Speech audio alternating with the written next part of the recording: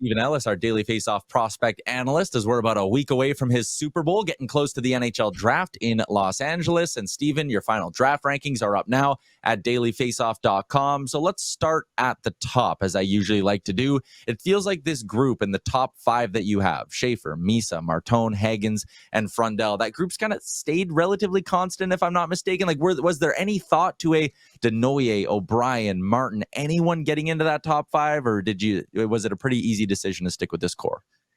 It was a pretty easy decision, I'd say. And you got to look at the stats there. Isn't it just kind of funny to see a guy have 22 points as the top prospect? But that's just kind of how it was for Matthew Schaefer this year. The big one actually for me was whether or not I put Porter Martin or James Hagens at number 3. And from talking to scouts at the combine and throughout the year, the thing that a lot of scouts were mentioning was you want to pick guys that you're going to win with. You want to pick these guys who are going to be these big time playoff performers. And as much as I love James Hagens and the way he thinks the game, Porter Martin, I think, might have some of the best hockey sense in this draft, but he's also got such an underrated shot. He can shoot from anywhere, great playmaker, does so many great things there, but he's also, like, when he's mad, he will go out there and try to kill you. And that type of intensity, especially around the net, I love that. So that was the only real major change. I did also swap Frundell and Denoyer, just talking a lot of prospects that considered Frundell to be the toughest player in this draft to play against. And you watch highlights at a lot of points, I understand that. So those are my only 2 really major changes at the top.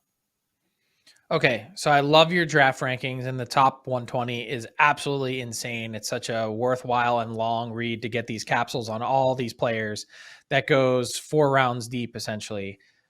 But I'm way more interested in what you think is going to happen at a mock draft. So Schaefer, yes, I think we can all agree, consensus number 1. Do you think Misa goes 2? It would be a mistake if he doesn't, and I do think so. I know the Sharks have a lot of good center prospects. Misa has that ability to play on the wing, but also Will Smith played really well when he was on the wing this year too. So you got to think maybe they'll have to do a bit of budging there. The Sharks would have benefited the most from getting Matthew Schaefer because that's a guy that they really needed in their system. I don't see them moving up one spot to make that happen there. But at the same time, like the Islanders, like there's an argument to take someone like Misa. There's an argument to take someone like Hagens for different reasons. But I think it's going to be Schaefer number 1. It's going to be Misa number 2. Number 3 is where everything gets really interesting. Okay, so let's continue to play the game then. Who do you think goes 3 to Chicago? My pick would be Porter Martin. That's who I like the most there. But I understand the idea of someone like Anton Frundell, giving them more of this big power forward guy that can maybe be your second line center, but can move to the side on the power play, and he's got the best shot in the draft. So I think that would be a good one there. Those are the 2 that I would look at. I don't know if they need another smallish centerman like James Hagens. Could they pick someone like Denoyer? Maybe, but I don't know if I love his overall package enough to take him at number 3. So it's either Martin or Frundell for me. My pick would be Martin personally. That's a guy I feel like would mesh really well with Connor Bedard on the top line. Is Frundell trending towards like a Joel Eriksson-Ek guy? What's his comparison? Yeah, that's a pretty good comparison, I'd say. Like with him, it's he plays a really strong power forward game, great shot. He's my one thing with him is I think it got exposed a bit at the U18s was just when he's not on his game, when he's not hitting guys, he's not making damage around the net, he can be a little bit too invisible. But I think you're still looking at a guy who can just fire from anywhere, who's just a smart player, battles hard around the net when he's on top of his game. So I like that comparison.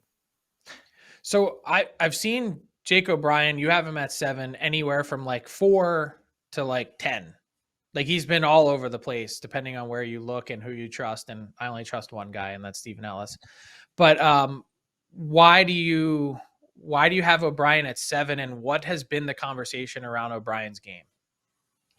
I think with me, you look at, he put up 98 points this year, and he had one of the best shooters in the OHL, and Nick Lardis, to work with, which I think really helped. I don't know if O'Brien's going to be this big offensive threat in the NHL compared to some of the other guys on this list. He's the one thing about him, I know this is going to be kind of like he wants the puck on his stick at all times. Like that's a guy that can rush into the zone and no one's going to take the puck off of him. It's whether or not he can make the pass to the right player. That's the question, but he more often does that than not.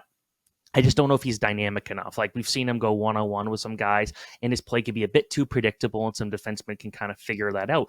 But I will say that when you're looking at like the ceiling versus the floor of a player, this is a guy that I feel like has a really good floor. Like I think you're still going to be getting minimum 50 points from him. I think he's going to be able to be at worst a second line center in the NHL, and he's going to be able to play with a variety of players. Like going out and finding a guy like Lardis to play with who can just fire from anywhere, scoring a stupid number of goals with the Brantford Bulldogs. Like Lardis benefited from that, I'd say, more than Jake O'Brien did, because I don't think Lardis gets over 60 goals if it wasn't for the playmaking of Jake O'Brien. I just don't know if I love him as much in situations where he doesn't have a skilled shooter to work with, or when he's got to be the one that's got to be the creative guy around the net. Who's going to be the big surprise? Beckett Seneca was the guy last year that everyone was like, oh, you're in the building and everyone just, their jaws are on the floor. Who's going to, either rising or falling, who's going to be the guy that everyone's jaws are on the floor in LA next Thursday? I think it's going to be Brady Martin. And if you've been watching this show for a while, I've been really kind of pushing Brady Martin for a long time. And it's a name that's creeped into the topic of maybe number 4 at Utah. I don't think he's going to be there past number 7. And when you look at what Brady Martin brings to the game, you look at the Sam Bennett, you look at the Matthew Tkachuks, the Brad Marchands, like they're so difficult to play against. And Martin has never been this high-end offensive producer in the OHL, but I don't know if Connor McDavid would have gotten a lot of points on the Sioux Greyhounds in a lot of the situations this year. So what Martin was able to do this year, over 70 points, very impressive.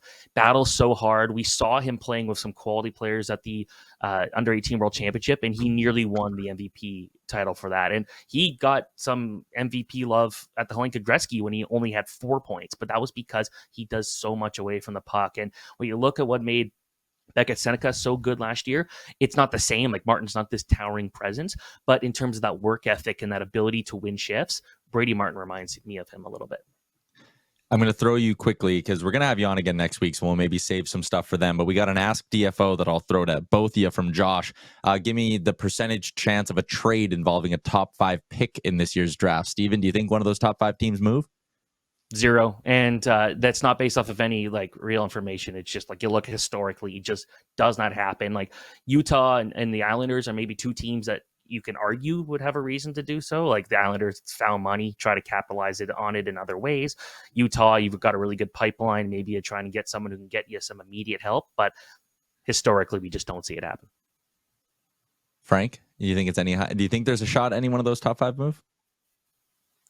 Yes, I think that there's a very real chance. It might not even wait till Thursday, though. I think there's a real chance that one or more of the top 5 picks moves. Stephen Ellis's top 120 up now, dailyfaceoff.com. We threw it in our YouTube chat if people want to go give it a click and give it a read through. Stephen, we'll have you on again next week when we get a little bit closer to the draft. Thanks for doing this. Yeah, thanks so much. What's up, hockey fans? If you enjoyed that video, then you need to be hitting the subscribe button right here at Daily Faceoff. Exclusive interviews and analysis from our hockey insider Frank Seravalli, fantasy updates from Brock Sagan, and a daily live show at noon Eastern, Monday through Friday. You don't want to miss any of the fantastic content, so hit that subscribe button.